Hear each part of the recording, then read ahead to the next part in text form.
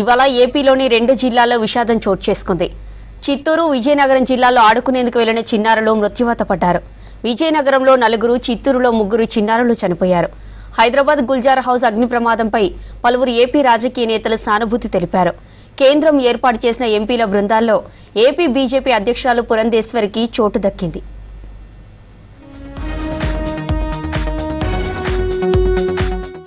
Vizianagaram cantonment పరిధిలోని ద్వారపూడి గ్రామంలో విషాదం చోటు చేసుకుంది.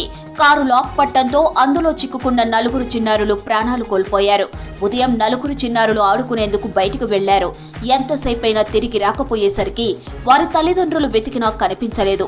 చివరికి స్థానిక మహిళా మండలి ఆఫీస్ దగ్గర ఆగి ఉన్న కారులో 4 చిన్నారులు మృతదేహాలను గుర్తించారు. కారు లాక్ పట్టడంతో ఊపిరాడక పిల్లలు మృతి చెందారు. మృతులు ఉదయ్, చారుమతి, చరిష్మా, మనస్విగా గుర్తించారు. వీరిలో చారుమతి, చరిష్మా అక్కా చెల్లెళ్లు. ఒకేసారి 4 పిల్లలు కన్ను మూయడంతో ద్వారపూడిలో విషాద ఛాయలు అలుముకున్నాయి.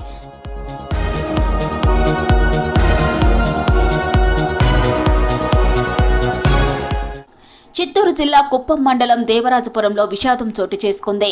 నీటి గుంతలో పడి 3 చిన్నారులు మృతి చెందారు. మృతులు 5 ఏళ్ల శాలిని, 6 ఏళ్ల అశ్విన్, 8 ఏళ్ల గౌతమిగా గుర్తించారు. ఇంటి పునాది కోసం తవ్విన గుంతలో వర్షం నీరు చేరింది. ఆడుకుంటూ అటువైపుకు వెళ్లిన చిన్నారులు అందులో పడి ప్రాణాలు కోల్పోయారు. చిన్నారుల మృతితో ఆ గ్రామంలో విషాద ఛాయలు అలుముకున్నాయి.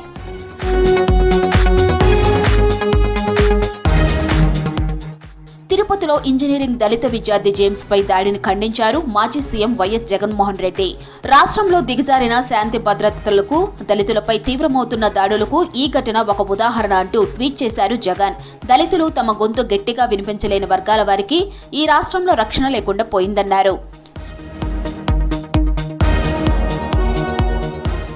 ఉగ్రవాదులకు అండగా నిలబడుతూ భారత్పై విషం చిమ్ముతున్న పాకిస్తాన్ కుతంత్రాలను అంతర్జాతీయ వేదికపై ఎండగట్టేందుకు కేంద్రం 7 బృందాలు ఏర్పాటు చేసింది.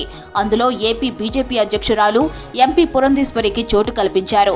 పహల్గాం ఘటనతో భారత్ చేపట్టిన ఆపరేషన్ సింధూర్ గురించి ప్రపంచ దేశాలకు వివరించడానికి భారత్ దౌత్య యుద్ధం ప్రారంభించిన సంగతి తెలిసిందే. ఇందులో భాగంగా 33 దేశాల రాజధానులకు వెళ్లేందుకు వివిధ పార్టీలకు చెందిన మొత్తం 59 మందితో 7 అఖిలపక్ష బృందాలను కేంద్రం ఏర్పాటు చేసింది.